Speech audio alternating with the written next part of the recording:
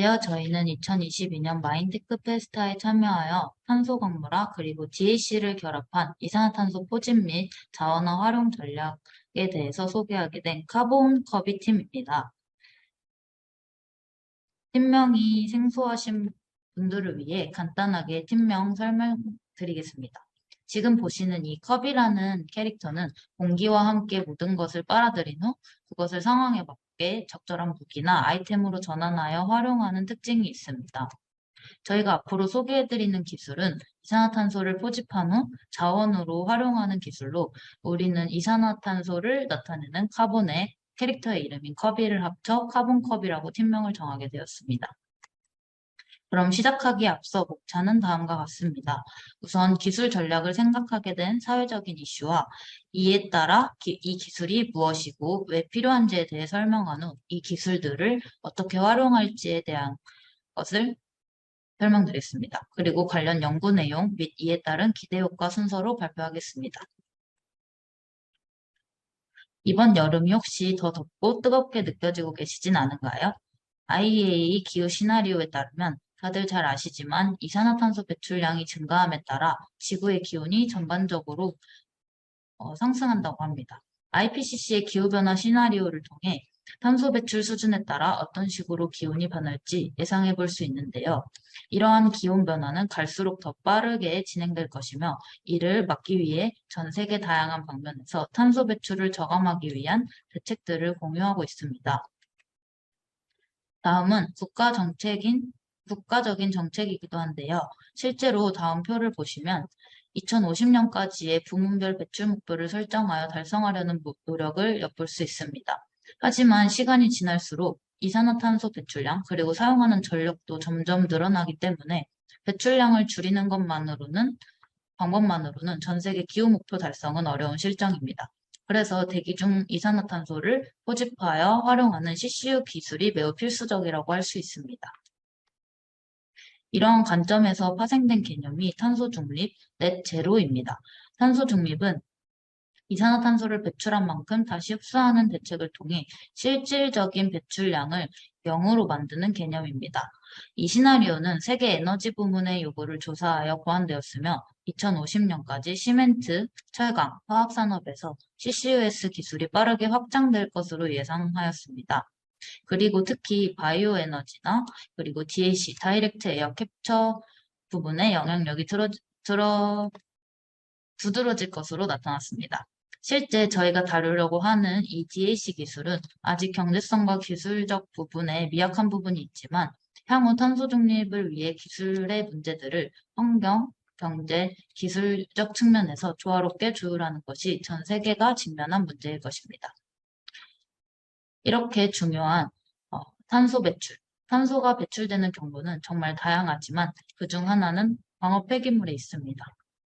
이번 마인테크 기술의 자원화하여 활용하려는 원료가 되는 이 광업 폐기물은 전 세계적으로는 매년 약 20억 톤이 넘게 생성되고 있고 2017년과 2022년의 폐기물량을 비교해보면 약 4%가량 증가하는 것을 알 수 있습니다.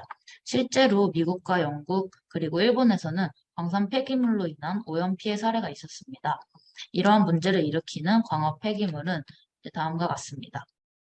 광업 폐기물 중에서도 광미는 광석을 성광하고 남은 찌꺼기인 광미와 산성 광산 폐수인 AMD는 비소, 납, 아연, 크롬 등 유해한 중금속 물질을 함유하고 있어 그대로 매립하거나 처리하지 않으면 주변 환경을 오염시키는 주된 원인이 됩니다.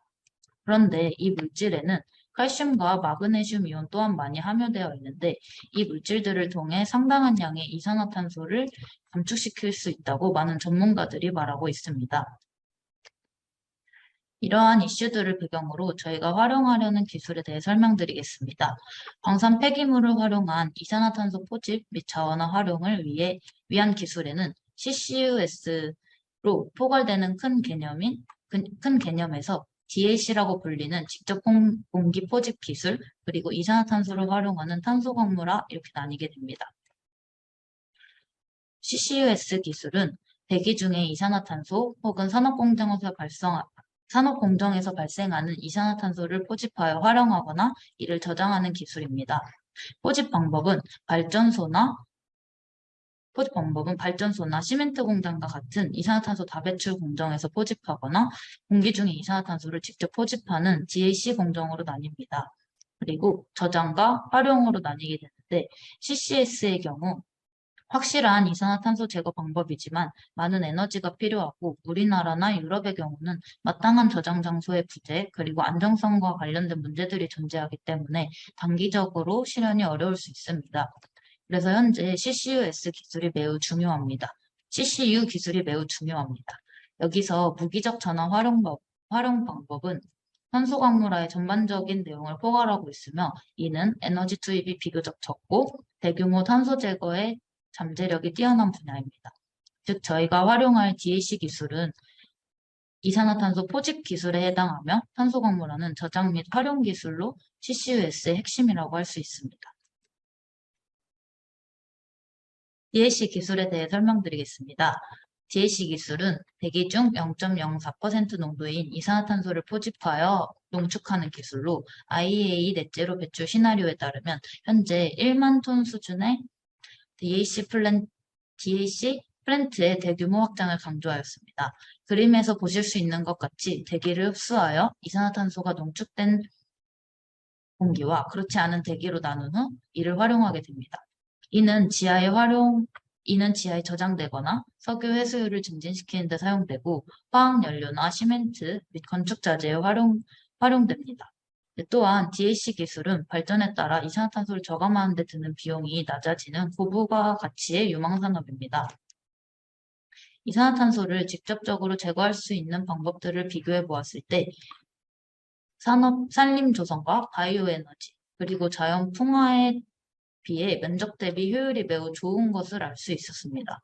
그리고 또한 포집 방법에는 여러 가지가 있는데 크게 리퀴드 솔벤트, 솔리드 솔벤트, 그리고 멤브레인까지 로 이제 세 가지로 분류됩니다.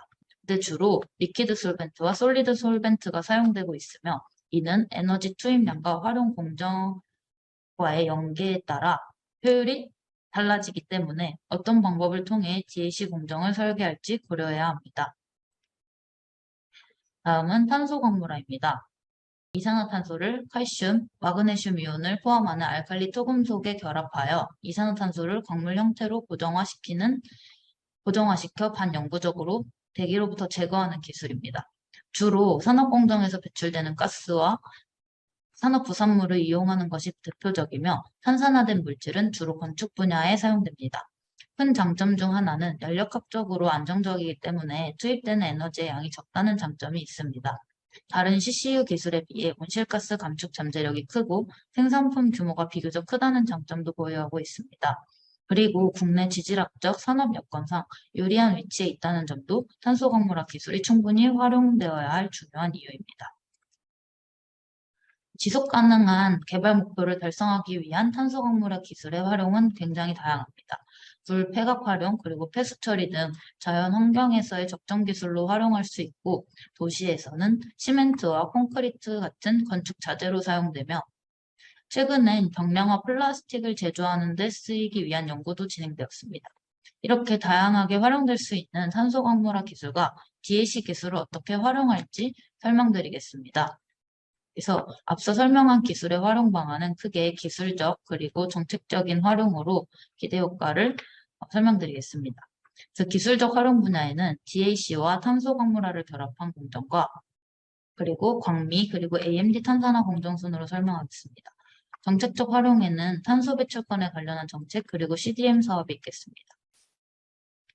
저희가 DAC와 광물화 기술을 결합하여 활용하는 전략에 대해 생각한 배경입니다. 최근 DAC를 활용한 광물화 공정에 대한 연구들을 쉽게 찾아볼 수 있었습니다.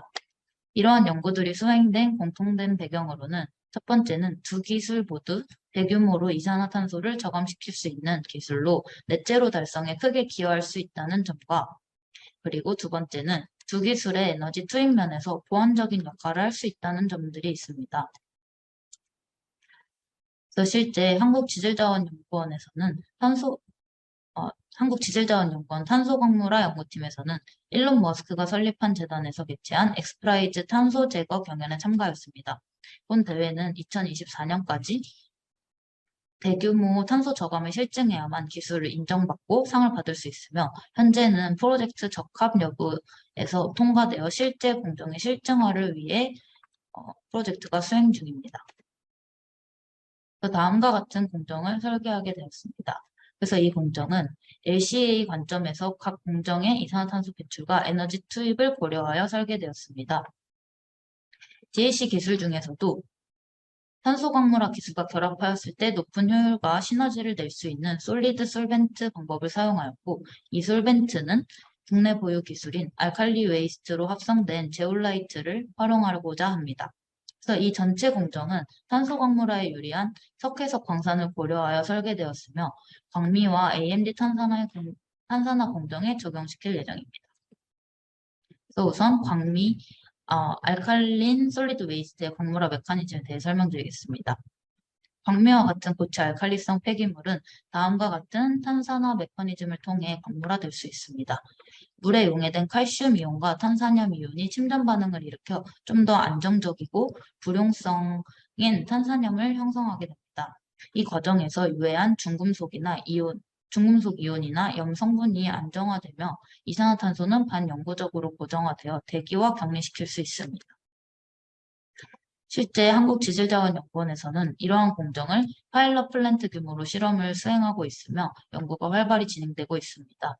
알칼리성 폐기물은 수화 및 탄산화를 통해서 pH가 중화되고 그리고 이온의 용출 및 침전 반응 메커니즘을 통해 중금속 성분을 안정화시킬 수 있다는 연구 결과들도 확인하였습니다.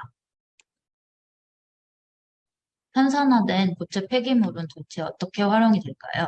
건설 분야에서 시멘트 및 콘크리트로 사용되는 것이 대표적으로 알려져 있으며 광산 분야에서는 폐광산 채움제 혹은 싱크홀 채움제로도 활용될 수 있습니다. 또한 철광석 광미 그리고 납아연과 같은 것들은 탄산화하여 방사능 폐기물을 저장하는 방패 분야에도 활용할 수 있을 것으로 보여집니다. 다음은 AMD 탄산화 방법으로 삼성이면서 중금속을 많이 포함하고 있는 용액의 처리 과정입니다. 일정량의 CaO 생석회를 투입한 후 수화 및 2번의 탄산화를 거쳐 칼슘과 마그네슘 이온을 탄산염화하여 침전시킵니다. 최대 이온 제거 효율을 위해 반응 시간, pH, 이산화탄소 주입량 등 탄산화 실험 조건을 변화시켜 실험을 수행하였습니다. 그 결과 다음과 같이 인공적으로 만든 AMD의 중금속 농도는 거의 검출되지 않을 정도로 낮아졌으며 pH 또한 중화되었습니다. 이렇게 탄산화 처리가 된 용액과 인공 AMD로 실제 수경 재배에 활용하는 실험도 진행되었습니다. 식물 상태를 확인하였을 때 탄산화된 AMD 용액은 농업용수로서의 활용 가능성을 보였습니다. 이렇게 탄소광물화 기술이 적용된 AMD는 유용하게 사용될 수 있습니다. 광산 주변 지역의 농업에 활용될 수 있으며 최근엔 폐광산 지하에서 식물을 재배하는 사례들이 있어 광산 언더그라운드 파밍의 직접적인 활용 또한 기대할 수 있습니다. 다음은 이러한 기술 활용을 통한 사회적인 기대 효과입니다. 실제 광산 관련 업계는 에너지 투입이 비교적 많은 산업군으로 탄소 배출권을 구매해야 하는 경우가 많습니다. 탄소 배출권은 온실가스를 배출할 수 있는 권리를 거래하는 것으로 CDM 사업을 통해 감축한 탄소 배출량만큼을 유엔의 담당 기구에서 인증하여 판매하는 구조입니다. 지난해 4월 톤당 15,400원이었던 탄소 배출권 가격은 올해 초 35,100원까지 올랐습니다. 만약 우리나라가 앞서 설명한 기술들을 통해 이산화탄소 배출을 감축할 수 있다면 탄소 배출권 정책 사업을 이용하여 탄소를 적게 배출한 것을 인증받을 수 있고 현물로 이익을 얻을 수도 있습니다. 한국지질자원연구원의 탄소광물화 사업단에서는 이미 탄소광물화 기술을 통해 CDM 기술 인증과 개도국 협력을 통해 이를 실천하고 있습니다.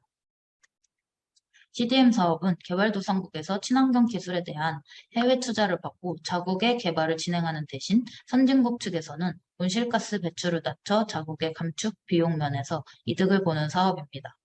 이렇게 CDM 사업을 통해 단체들은 감축 실적 크레딧을 획득하여 이를 또 판매할 수 있습니다. 제가 앞서 설명한 기술들을 이렇게 광산 현장과 함께 간단하게 도식화해 보았습니다. 전 세계는 환경 문제인 이산화탄소와 광업 폐기물을 활용하여 탄소 광물화 방법을 적용시키면 이는 농업용수와 건축자재와 같은 자원으로 유용하게 사용될 수 있습니다. 그리고 또한 넷제로 달성에 크게 기여할 수 있을 것으로도 예상됩니다. 요약하여 결론 말씀드리겠습니다. 전 세계적으로 많이 발생되는 광업 폐기물은 많은 양의 이산화탄소를 저감시킬 수 있는 잠재력을 가지고 있습니다.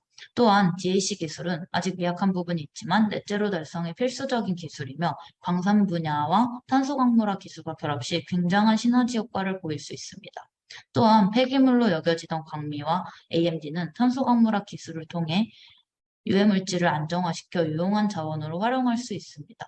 그리고 이와 같은 기술 전략은 정책적으로 탄소 배출권 및 CDM 사업을 통해 국내뿐만 아니라 개도국에서도 지속 가능한 발전 방안을 제공하여 전 세계 기후 목표 달성에 큰 역할을 할 수 있을 것으로 생각됩니다.